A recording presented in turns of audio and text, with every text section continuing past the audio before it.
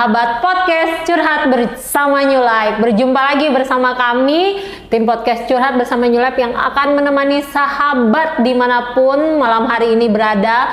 Mungkin ada yang sedang dalam perjalanan, mungkin ada yang sedang di rumah, mungkin yang sedang dalam pergumulan, sedang memiliki sakit penyakit. Bukan secara kebetulan sahabat podcast menyaksikan siaran ini, karena siaran ini memang ada untuk Anda. Nah, bagi sahabat yang mau curhat, yang mau minta didoakan, yang mau konseling, boleh hubungi kami di 0819 081 7-nya 4 kali 1, atau bisa langsung komen di kolom komentar di channel YouTube New Life Batam. Dan pada malam hari ini saya tidak sendiri, saya ditemani oleh seorang rohaniawan, seorang hamba Tuhan, seorang pendeta juga yang nanti kita akan tanya-tanya dengan tema yang berkaitan dengan kehidupan beliau. Kita langsung sapa saja narasumber kita pada malam hari ini. Selamat malam Pak Punik. Selamat malam, Nuk. Ya, gimana kabarnya Pak? Luar biasa, dahsyat dan mantap. Ya, tetap mantap Pak. Oh, keren.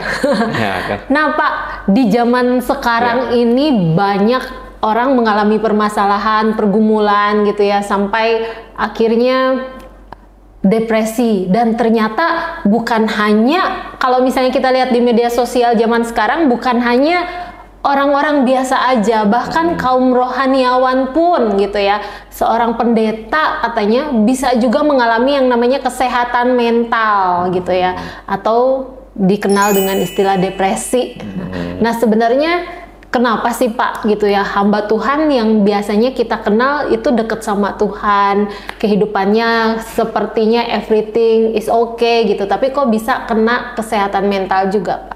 Iya, ini pertanyaan menarik. Satu hal yang kita mesti tahu bahwa, nah kita mesti sadar bahwa malaikat juga jatuh ya dalam dosa. Nah, manusia juga jatuh di dalam dosa. Jadi dosa yang membuat manusia itu mengalami sakit penyakit, termasuk depresi. Nah, dalam kehidupan ini memang tidak dipungkiri, seorang hamba Tuhan atau pendeta juga mengalami hal yang sama dengan orang awam yang dikatakan orang awam, karena pergumulan hidup itu kan terus ada gitu ya. Apalagi masing-masing orang kan berbeda-beda pergumulannya gitu.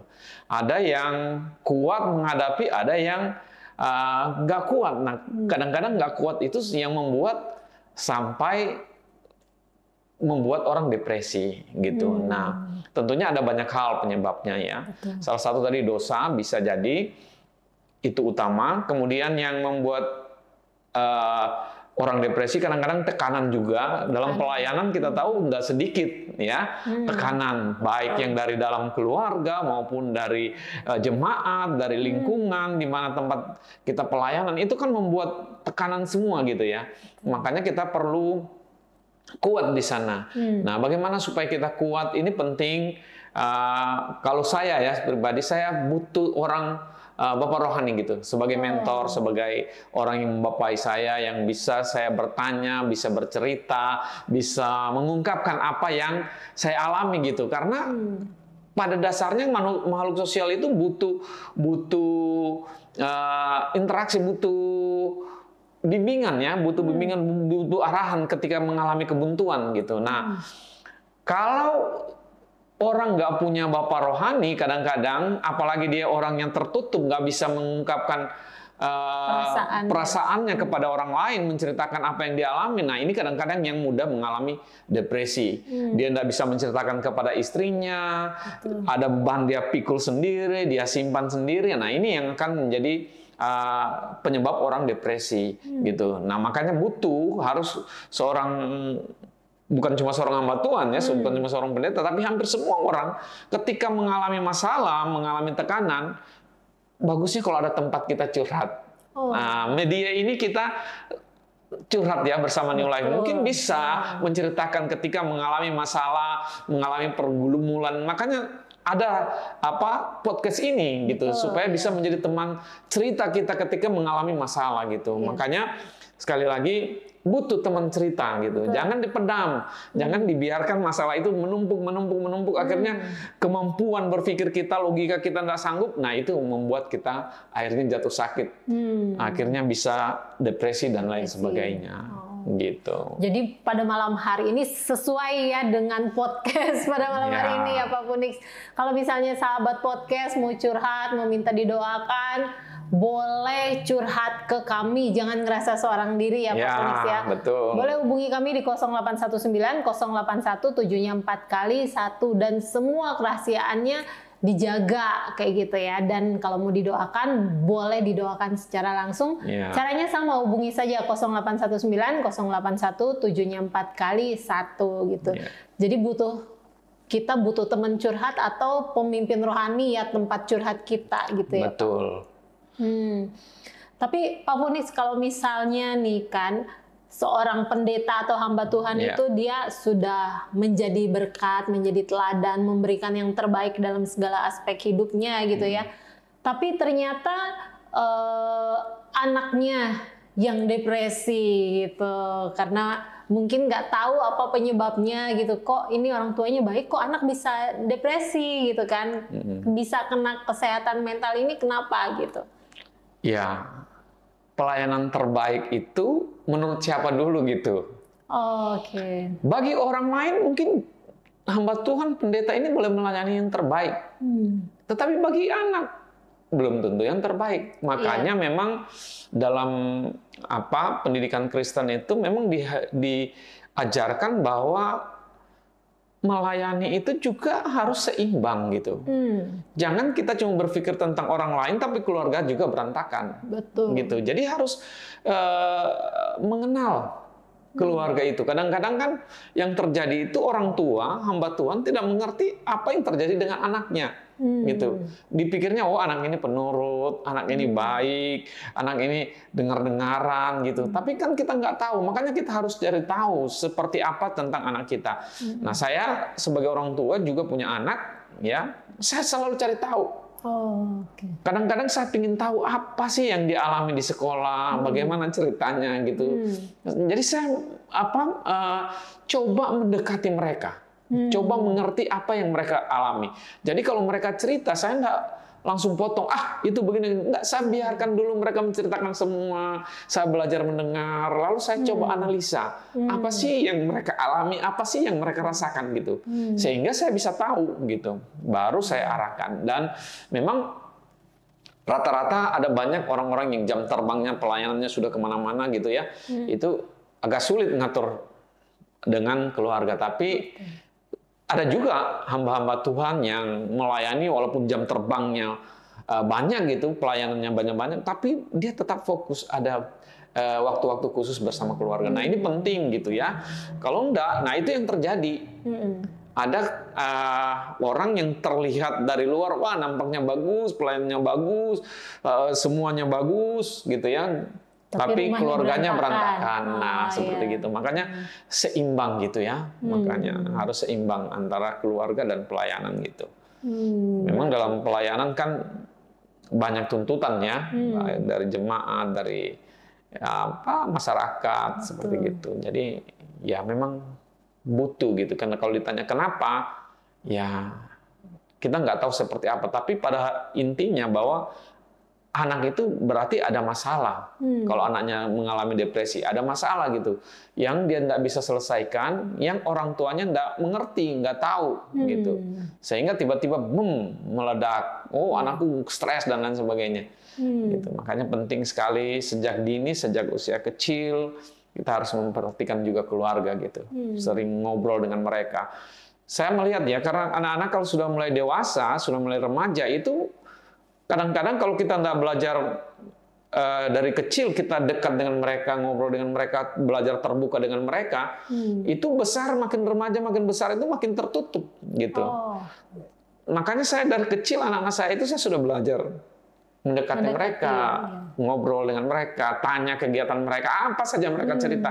Aku belajar tanya gitu. Sehingga waktu besar mereka nggak kaku dengan orang tua gitu. Mereka mau cerita. Kadang-kadang kan waktu mereka mulai rasa jatuh cinta gitu kan. Ada anak-anak yang nggak berani cerita sama orang tuanya, takut dimarahin dan lain sebagainya. Kalau saya enggak, saya belajar coba mendekati mereka, memancing mereka, apa sih yang mereka rasakan gitu.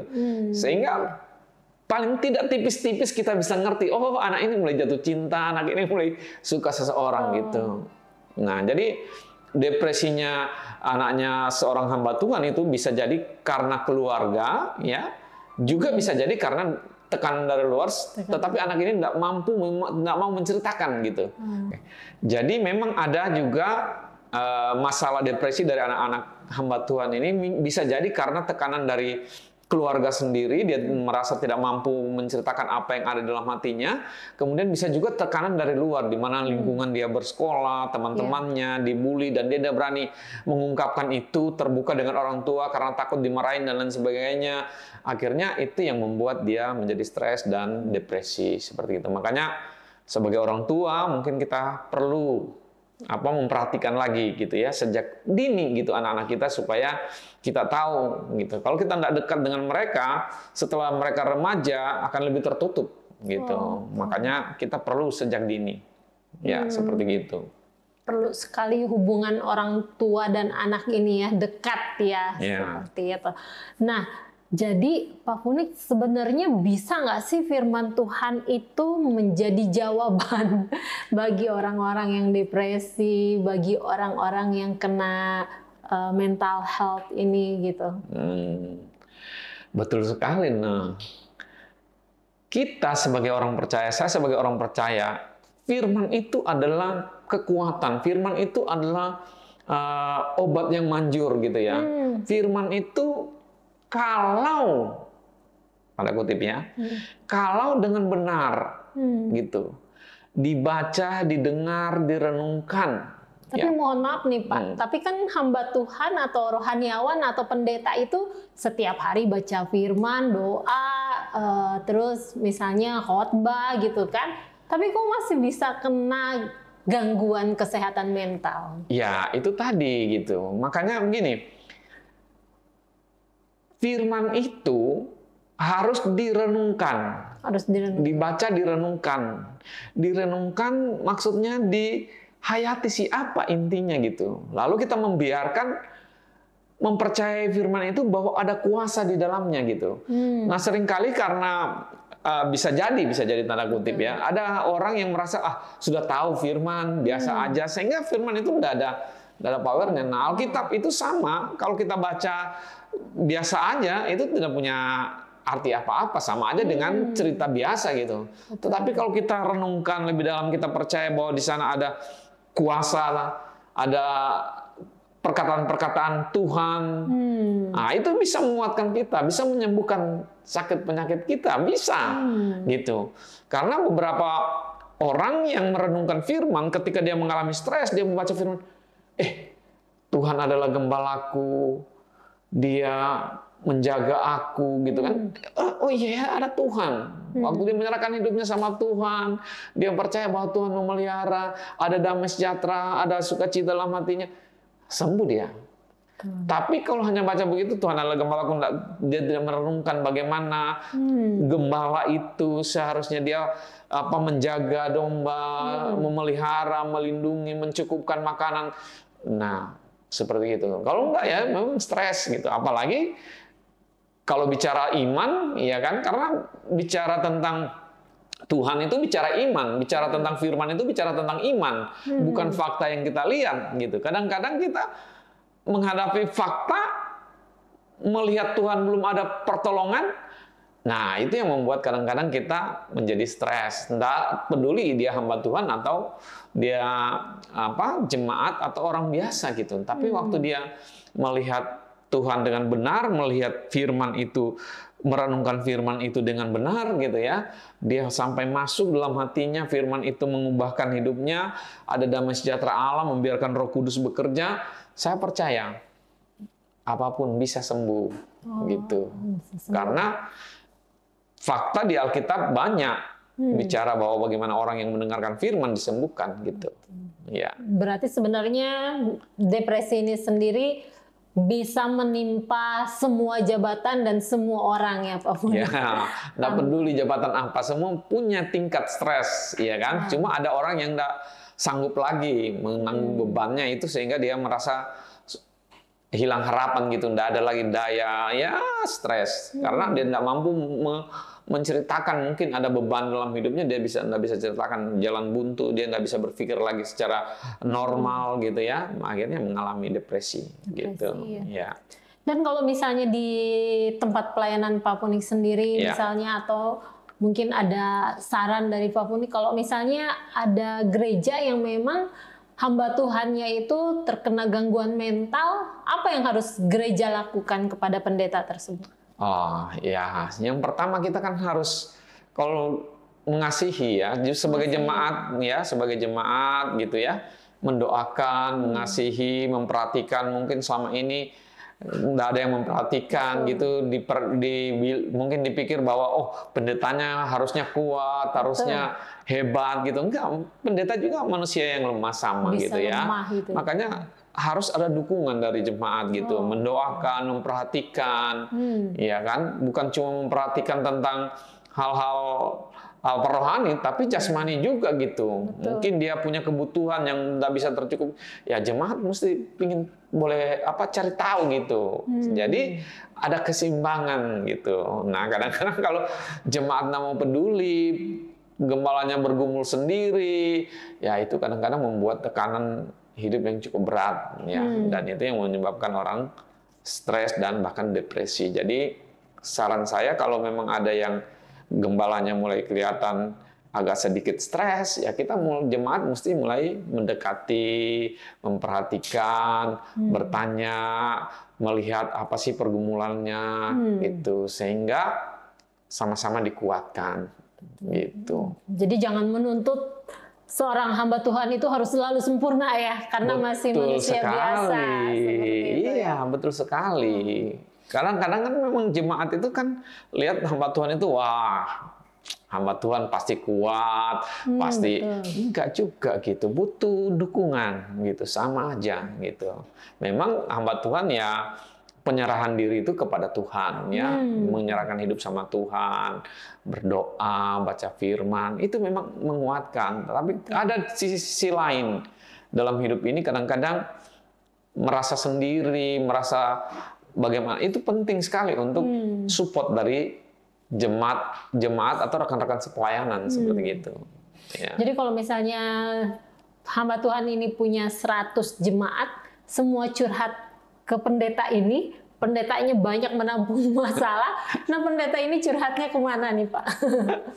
Ya, memang berat ya. Makanya butuh, saya bilang tadi, ada teman, sepelayanan, terlebih ada bapak rohani. Itu penting sekali, bapak rohani. Ketika kita masalah terlalu berat, selain kita bercerita sama Tuhan, menyerahkan semua sama hidup sama Tuhan, kita perlu juga menceritakan ke bapak rohani atau istri atau suami gitu ya, teman hidup kita gitu, atau anak-anak bisa kita sharing tentang apa yang kita alami gitu.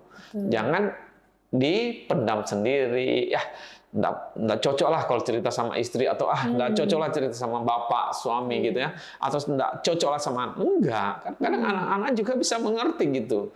Nah kalau beban ini sudah terbagi, itu beban juga cukup ringan, jadi ringan gitu ya. Makanya harus diceritakan. Nah saya melihat ada juga orang-orang yang mengalami depresi itu stres karena dia mau tanggung sendiri. Ada masalah di pelayanan, nggak mau cerita sama istrinya, dia bilang nggak perlu cerita sama istrinya, akhirnya dia beban sendiri gitu. Mungkin karena dia tidak mau membebani istrinya ya, makanya dia pendam sendiri seperti itu. Tapi sebenarnya itu berbahaya bagi dirinya sendiri seperti Betul. itu. Iya. Kalau misalnya nih sahabat podcast pada malam hari ini Pak Funix, atau mungkin ada hamba Tuhan yang menyaksikan nih sedang ada gangguan mental, tapi misalnya cerita ke bapak rohani takut misalnya, atau cerita ke jemaat juga malu gitu kan. Terus misalnya kalau mau telepon Pak Funix atau narasumber-narasumber lain dari podcast Curhat Bersama New Life, boleh nggak Pak? Sangat boleh. Sangat boleh. Memang kita hadir di dunia maya ini supaya kita bisa berbagi gitu ya. Kalau ada yang membutuhkan, misalnya lagi bingung seperti yang Anda sampaikan tadi bingung, nggak tahu ada jalan keluar. Nah, kami bersedia mendengarkan apa yang kami bisa bantu. Paling tidak kami mendoakan, memberikan support. Itu yang kami lakukan gitu. Jadi nggak ada masalah kalau ada yang pingin curhat, pingin menceritakan apa yang dialami, tapi nggak bisa cerita sama keluarga, sama istri, sama anak. Ya kami bersedia. Dan tadi dibilang jamin rahasianya gitu.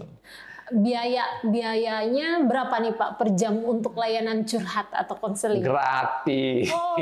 Gratis. Cuman kita harus atur waktu ya. Kita harus atur karena kita juga ada kegiatan yang lain. Jadi kita harus atur waktu supaya bisa janjiannya kapan gitu, bisa ketemu kapan. Seperti gitu.